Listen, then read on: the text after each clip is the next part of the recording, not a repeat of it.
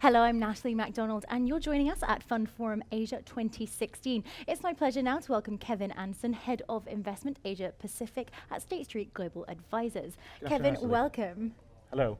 So we're discussing asset management. I think our first key question to dive straight in is, has asset management lost its way perhaps a touch? I don't think asset management has lost its way, but I think asset managers have to continually check in on themselves as to how they can best serve investors. And let me give a couple of examples there. Many times we think about asset management about delivering alpha, delivering out performance. And it's not all about delivering out performance. It's also about making sure we continue to understand investors' needs and then satisfy those needs with the appropriate solutions. By doing both, we can ensure we keep the track strong. But in that respect, I mean, obviously, the industry is looking to serve investors. Have we seen a change in investor expectation, or perhaps should investors be changing their expectations from their investment and from their activities? Well, I maybe answer that in two different ways with two different thoughts. One is we may have seen some change in investors' expectations. In fact, we might have seen some change in the way that they view the asset management industry. There may have been over the last few years, for example, a growing distrust of that industry. There may have been some disintermediation. Investors thinking, I can do this myself because I'm not quite being understood. So those are the reasons that we might think that the asset management industry could be losing its way. However, taking it from a kind of another angle, investors typically, we found through research, are pretty confident, in fact, arguably overconfident about their abilities, and perhaps overconfident about market returns going forward. We're living in a period where investment returns are significantly lower, and in our belief, they're going to be lower for a longer period of time. And that means that both investors and asset managers need to come together to understand what the implications will be for investment portfolio returns going forward.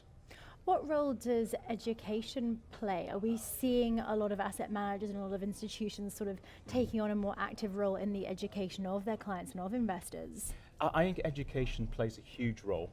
In that, when one as an investor looks at what one's looking for, it probably starts with oneself. What are the liabilities I need to manage? What kind of income would I like to generate? How much risk would I like to take to do that? How much return am I looking for? And actually, how much protection against loss do I need? What is my tolerance for loss? And answering the questions there is a holistic outcome that requires education. It's not all about what is the best product for me. It's how do I answer these questions to come to a decision as to how to build my overall portfolio.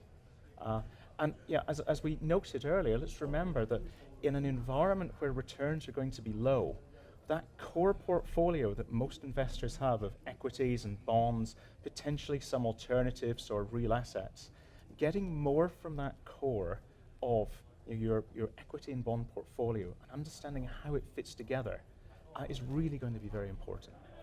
What role then does innovation play? I mean, innovation is really the buzzword of the sector at the moment, but how do you see it dialing into, perhaps helping asset managers redirect themselves somewhat?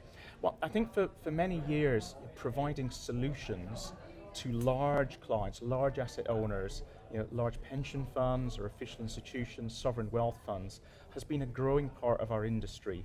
As those large asset owners who are sophisticated look to gain better risk-adjusted returns. One area of innovation that I think has created an outcome where more investors, smaller investors, can gain access to similar tools is, for example, smart beta or factor-based investing, where investors are using factors like value, like volatility, like momentum, like size, to choose the way they invest in the equity market.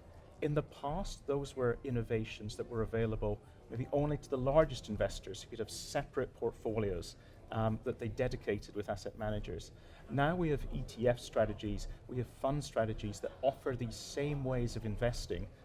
I would say almost democratizing that solution to a larger number of investors. So innovations like that, if they are coupled with education and a sense of how they may meet investors' long-term needs, I think keep asset management on the track.